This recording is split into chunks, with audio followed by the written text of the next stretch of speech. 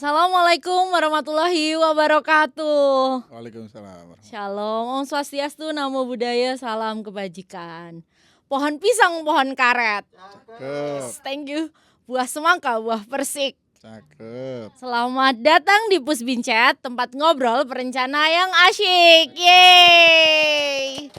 Hari ini episode perdana kita untuk Pusbinchat, yakni sebuah platform untuk ngobrol-ngobrol bareng perencana yang dibuat oleh Pusbindiklatren untuk ditayangkan di kanal YouTube dari Pusbindiklatren Bappenas. Untuk episode perdana ini kita sudah menghadirkan Bapak Wiknyo Adioso, Kepala Pusat Pembinaan, Pendidikan dan Pelatihan Perencana Kementerian PPN Bappenas. Mungkin Pak Wiknyo boleh memperkenalkan diri Bapak? Terima kasih Mbak Cerita. Assalamualaikum warahmatullahi wabarakatuh. Para sahabat pembangunan dan perencana di seluruh Indonesia, perkenalkan nama saya Wiknyo Adioso. Kebetulan saat ini saya sebagai Kepala Pusat Pembinaan, Pendidikan dan Pelatihan Perencana Bappenas atau disingkat Pusbindiklatren.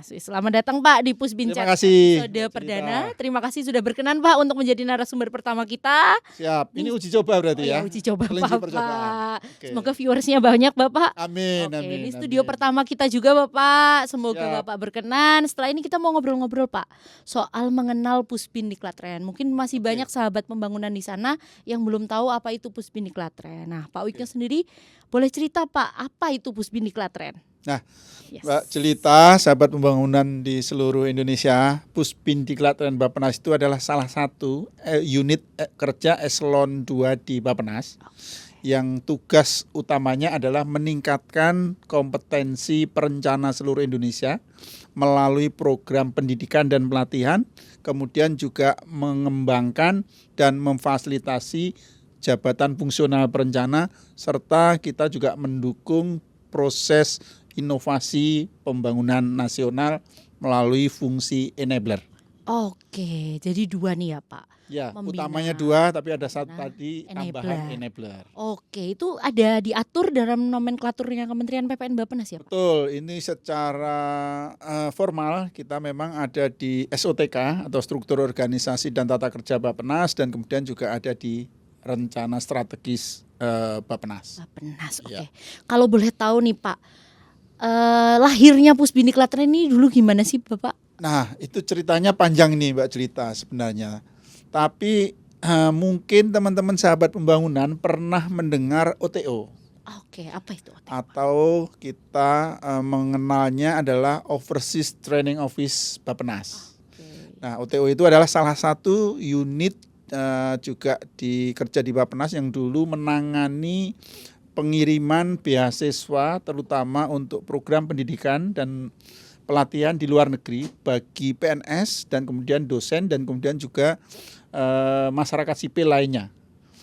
Oke, Ya. Nah setelah jadi OTO kan ada kayak gap nih Pak. Apakah langsung jadi Pusbindiklatren atau seperti apa Pak? Enggak, jadi OTO itu berdiri kurang lebih tahun 1980-an. Oke. Nah, disitulah sebenarnya banyak sekali tokoh-tokoh nasional kita yang itu salah satunya ada alumni OTO. Salah satunya adalah misalnya Pak Menteri Basuki. Oke. Kemudian ada juga misalnya Pak Rias Yasid. Oke. Dan kemudian juga banyak lagi ya. Tapi setelah itu kemudian berkembang dan kemudian OTO menjadi Pusdiklat. Pusdiklat. Atau Pusat Pendidikan dan Pelatihan Bappenas. Oke, lalu ada. Nah, kemudian tahun 2000-an itu Bappenas juga diamanahkan untuk membina dan mengembangkan jabatan fungsional perencana.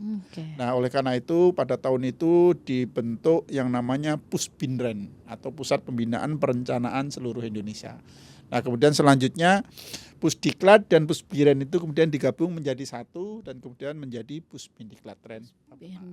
Oh, berarti Pusbindiklatren Bappenas itu sebenarnya dua unit eselon 2 di Bappenas. Betul. Oke, lalu dijadikan satu. Masa itu Bapak sudah di Bappenas belum ya Pak? Boleh tahu nggak Pak? Saya justru masuk pertama di Bappenas itu justru pada saat Pusbinren itu. Oh, jalur Pusbinren ya ya, Pak. Oke, betul. tahun berapa tuh kira-kira Pak? Waduh, lama sekali ini, jadi malu nih kira-kira gitu. Tapi tahun 2000-an lah kira-kira. Oh, 2000-an. Berarti memang dari awal Bapak langsung ya di Pusbinren sampai jadi Kapusbindiklatren sekarang. Betul. Oke, siap. Pak Wikyo, mungkin tadi kan ada 2 fungsi ya yang disebutkan. Yang pertama pembinaan JFP, yang kedua adalah pelaksana program diklat. Ya, ya, ya. Untuk pembinaan JFP sendiri itu sebenarnya program-programnya apa saja, Pak?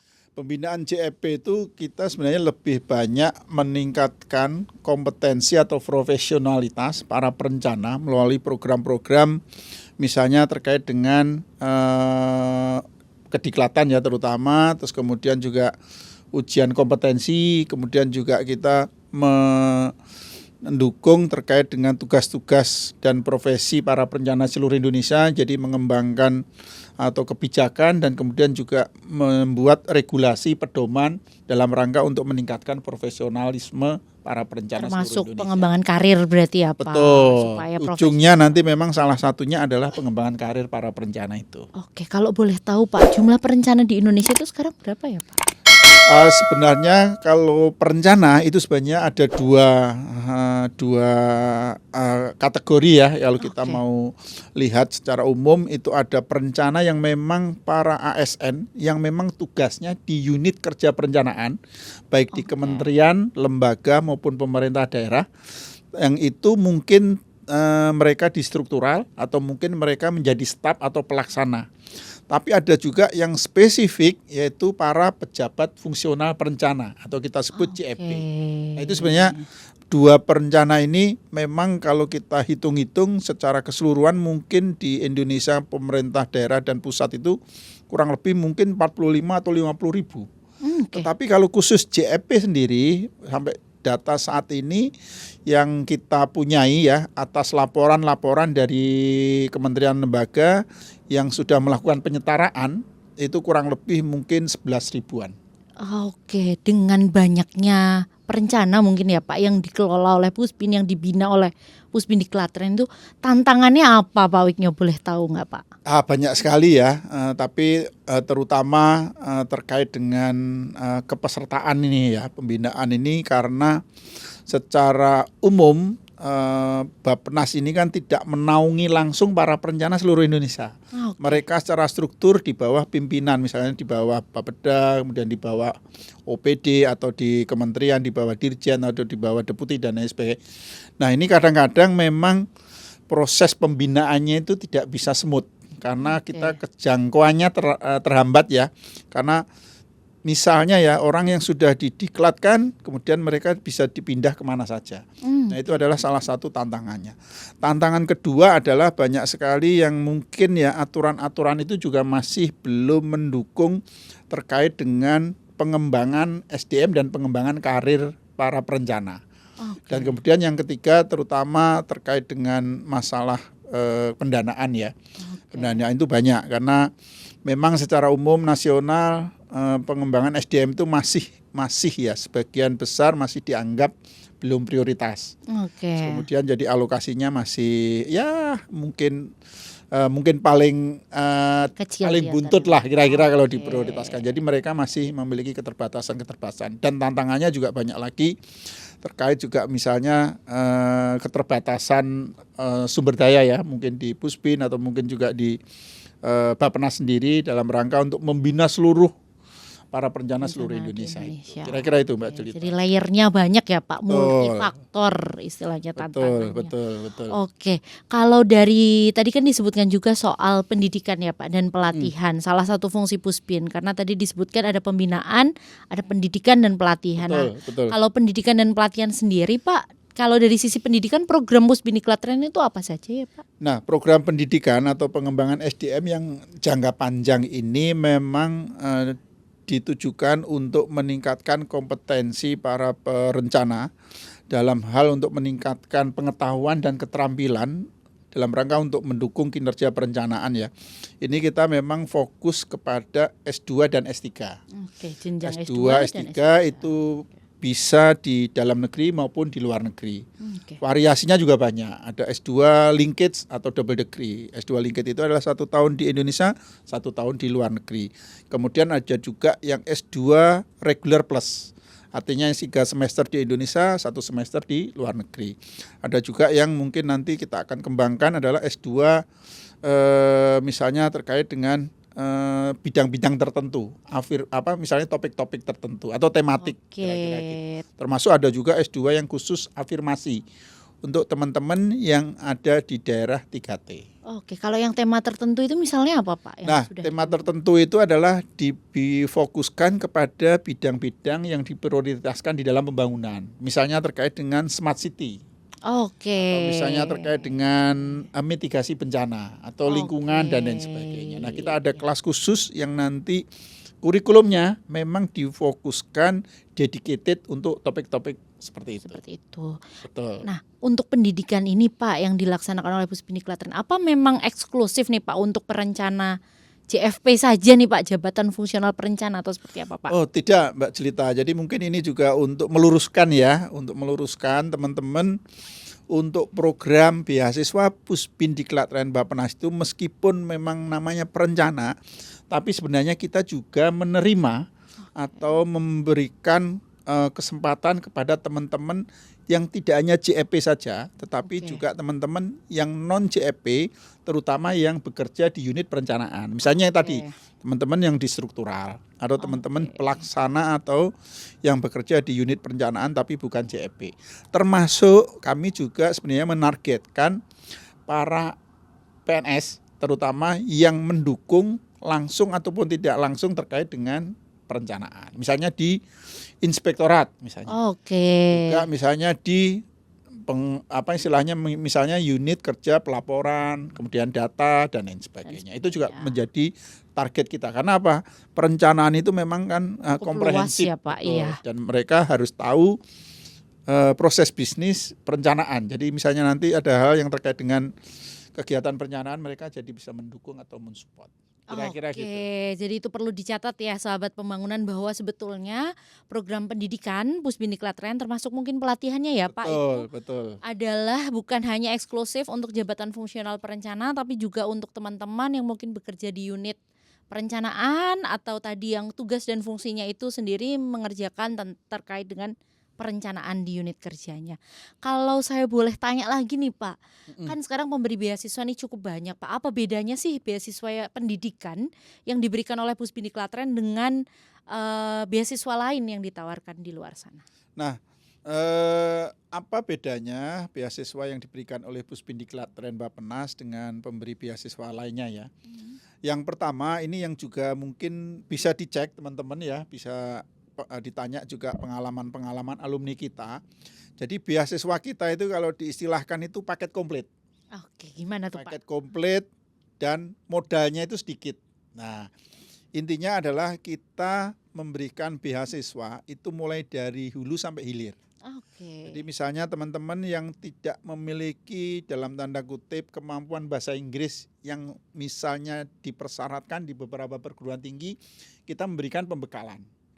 Meskipun itu juga terbatas ya, namanya Basic English for Academic Purposes. Ya, jadi kesiapan bahasa Inggris untuk nanti memasuki di dunia akademis. Kemudian kalau mereka nanti sudah ikut Basic English, kemudian ikut seleksi kita, misalnya TOEFL kita rata-rata untuk luar negeri itu 500 misalnya. Nah nanti mereka untuk luar negeri itu biasanya harus 550 untuk ITP. Nah nanti kalau mereka 500 sudah masuk di seleksi kita, nanti kita berikan pembekalan untuk EAP, English for Academic Purposes kita. Kemudian juga kita berikan pembekalan juga misalnya teman-teman yang akan melamar di perguruan tinggi negeri di luar negeri, mereka juga kita beri pembekalan misalnya bagaimana menulis motivation letter, menulis CV. Terus kemudian juga ada beberapa yang harus ikut seleksi interview. Kita juga ada nanti pembekalan bagaimana menghadapi atau melakukan interview kayak gitu-gitu. Jadi kita berikan paketnya itu lengkap mulai dari hulu sampai hilir. Jadi kalau misalnya belum bisa bahasa Inggris nih Pak, berarti nggak apa-apa banget ya daftar beasiswa Puspindi Klaten? Betul, tapi tetap harus ada nanti minimal seleksi yang harus dipenuhi. Passing grade lah ya istilahnya Pak. Cuman TOEFL atau ada yang lain Pak? Nah secara umum nanti untuk seleksi untuk program pendidikan kita itu jadi nanti ada yang namanya seleksi administrasi. Kemudian juga nanti ada yang namanya seleksi TPA atau tes potensi akademik. Terus kemudian juga nanti ada bahasa Inggris, dan kemudian sebenarnya ada juga wawancara, meskipun itu wawancara dalam bentuk tertulis. Oke, siap. Tadi mungkin seputar pendidikannya ya. Nanti mungkin kalau misalnya ada yang mau tanya-tanya, teman-teman juga bisa, kita medianya cukup banyak untuk bertanya ke Puspin. Ada WhatsApp, ada sosial media, silakan langsung disampaikan. Atau nanti mungkin kita bisa undang ya Pak Ketua Pokjanya Wah ya. bergabung gitu, membahas langsung berkaitan dengan pendidikan. Nah, Jadi mungkin sekarang saya ingin berpindah lagi Pak soal fungsi lain dari Puspin. Kan tadi pembinaan sudah, pendidikan sudah, pelatihan Pak.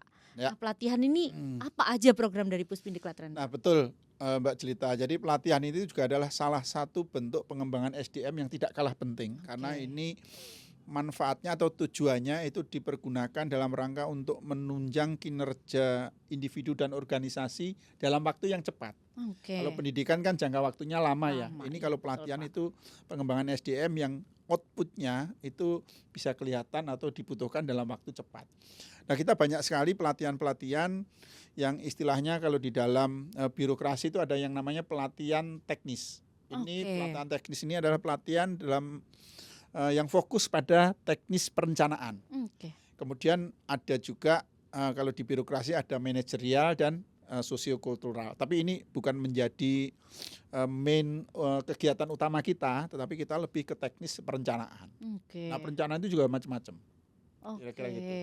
Kalau mitranya sendiri Pak, pelatihan Puspin menyelenggarakan pelatihannya sendiri atau ada mitra nih? Nah, kita karena Puspin Diklat Renbap Penas itu sejarahnya itu gedung diklatnya itu tidak punya sampai sekarang. Jadi kita terbatas. Siap.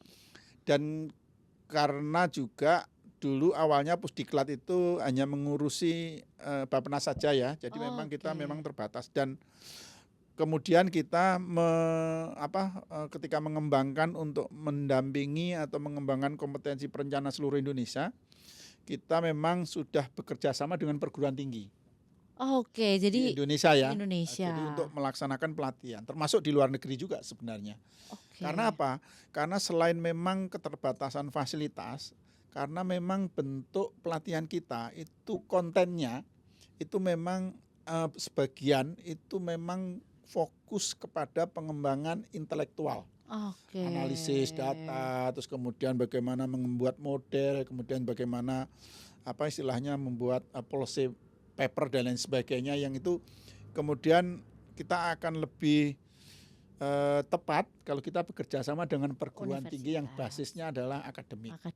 Meskipun ada beberapa pelatihan kita yang memang lebih praktis, itu juga kita lakukan sendiri gitu. Saya tuh pernah dengar Pak soal OJT gitu. Mungkin Pak Wiknyo berkenan untuk sedikit menjelaskan Pak? Betul, ini pertanyaan yang bagus ini Mbak Jelita. Ini karena OJT atau on the job training atau magang ya, atau kalau di bahasa internasional itu internship ya. Internship. Ini sebenarnya adalah bukan program baru, tapi ini sebenarnya program lama yang sudah dirintis oleh Puspin Diklat Renbap Penas. Jadi intinya kita ingin memberikan peningkatan pengetahuan, dan yang lebih penting lagi adalah keterampilan serta pengalaman para perencana untuk belajar sambil bekerja di suatu unit kerja yang itu nanti bisa langsung diaplikasikan ketika mereka kembali bekerja. Nah, awalnya memang kita hanya menerima program on the job training itu dari pemerintah daerah atau kementerian lembaga ke Bappenas. Sekarang sejak tahun kemarin kita sudah perluas program on the job training ini, tidak saja teman-teman yang dari daerah ke pusat, tetapi juga kita memperluas teman-teman dari pusat ke daerah. Atau teman-teman dari daerah yang satu ke daerah yang lain. Atau juga kita bisa menempatkan atau mengirimkan teman-teman PNS ke lembaga swasta. Misalnya private business, atau mungkin juga lembaga pengkajian atau pusat kajian, bahkan LSM. Gitu ya Pak. Jadi mereka biar bisa mendapatkan pengalaman situasi atau mungkin suasana, dan kemudian juga metode kerja di tempat yang selain birokrasi. Dan kemudian itu nanti bisa diaplikasikan. Ini tidak hanya di dalam negeri saja Mbak Jelita, ini juga sekarang kita mengembangkan nanti di on the job training di Australia, di Amerika, di Eropa. Yang selama ini untuk luar negeri itu hanya di Jepang. Oke. Kira-kira itu. Oke, terima kasih Pak Wiknya. Jadi teman-teman tadi ya, mungkin beberapa penawaran program Pusbindiklatren akan kita publikasikan begitu ya melalui media sosial dan juga website Pusbindiklatren Bappenas. Teman-teman bisa secara berkala, termasuk mungkin pelatihan, program Betul. pendidikan, program OJT tadi. Mungkin ada penawaran-penawaran seputar uji kompetensi yang tentunya juga akan sangat penting gitu ya bagi seluruh pejabat fungsional perencana di Indonesia. Nah, saya masih ada sedikit pertanyaan nih untuk Pak Wiknyo. Tadi kayaknya sudah disinggung atau belum ya Pak soal cost sharing? Kayaknya Pusbindiklatren Bappenas nih Nah, membuka kesempatan ya Pak untuk betul. instansi lain untuk kerjasama. Gimana tuh Pak? Betul. Jadi tadi memang sedikit ya kita sudah jelaskan bahwa salah satu tantangannya itu adalah keterbatasan dana. Betul Pak. Karena selama ini program beasiswa kita termasuk pelatihan juga itu full funded dari Bappenas atau dari Pusbindiklatren Bappenas. Nah, dengan kebijakan untuk mengurangi sumber-sumber pembiayaan dari luar negeri, terutama PHLN, nah kita coba mengembangkan program pendidikan dan pelatihan kita itu dengan sistem cost sharing. Oke. Cost sharing itu pada intinya adalah kita berbagi beban terkait dengan pendanaan, baik itu nanti istilahnya terkait dengan pendidikan dan pelatihan, tapi juga nanti intinya adalah cost sharing ini juga nanti kita ingin memberikan semacam suasana baru di mana para pengirim terutama pimpinan nanti yang akan menerima beasiswa itu juga merasa memiliki karena memiliki tanggung jawab untuk mereka menyediakan dana dan kemudian nanti mereka akan melakukan misalnya terkait dengan pemantauan dan lain sebagainya. Jadi kita ingin meningkatkan self belonging para ownership para atasan langsung para penerima beasiswa itu supaya lebih memiliki dan kemudian merasa bertanggung jawab untuk mengembangkan SDM-nya. Kompetensi SDM. Itu bisa macam-macam. Jadi kalau S2 misalnya dalam negeri kita bekerja sama dengan beberapa perguruan tinggi dan pemerintah daerah. Misalnya dengan pemerintah Kota Malang dan Brawijaya misalnya. Kami Pusbindiklatren Bappenas membiayai tuition fee-nya. Kemudian pemerintah Kota Malang membiayai living allowance atau biaya hidup. Kami juga membuka cost sharing ini untuk program S2 double degree. Misalnya tahun kemarin kami bekerja sama dengan pemerintah Kota Semarang, dengan Undip dan Hiroshima University di Jepang. Jadi 1 tahun di Undip kita yang membiayai penuh, kemudian 1 tahun di Hiroshima Jepang dibiayai oleh pemerintah Kota Semarang.